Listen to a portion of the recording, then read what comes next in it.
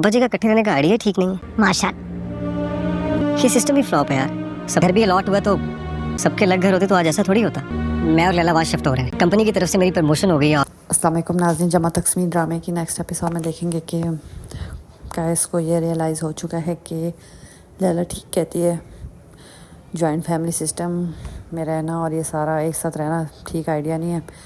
और कैस कह रहा होता कि उसके अब्बा पता नहीं इस चीज़ को क्यों सही समझते हैं।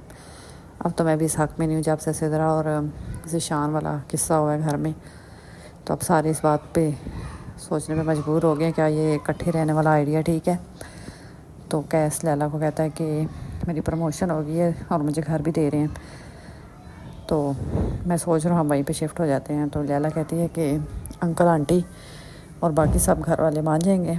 तो कैस कहता मुझे कोई फ़र्क नहीं पड़ता मानते हैं कि नहीं मानते, मैंने अब डिसाइड कर लिया है। लेकिन जब तक पहले लैला कह रही थी तो कैस को ये बात बिल्कुल अच्छी नहीं लगती थी, उल्टा से लड़ने बैठ जाता था कि उसके भाई बहन से और अम्मा अब्बा से दूर कर ही लैला।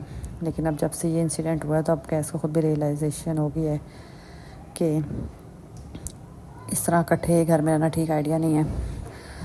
तो कैस कहता है कि बात करूँगा मैं, अगर मानते हैं तो अच्छी बात है, खुशी खुशी नहीं भी मानेंगे तो मुझे कोई नहीं रोक सकता अब।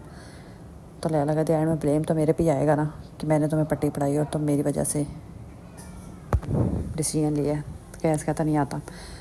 फिर अगले दिन सारे घर वाले बैठे होते हैं इकट्ठे होके, तो कैस आता है और अपनी अम्मा को कहता है कि मेरी ना प्रमोशन हो गया है।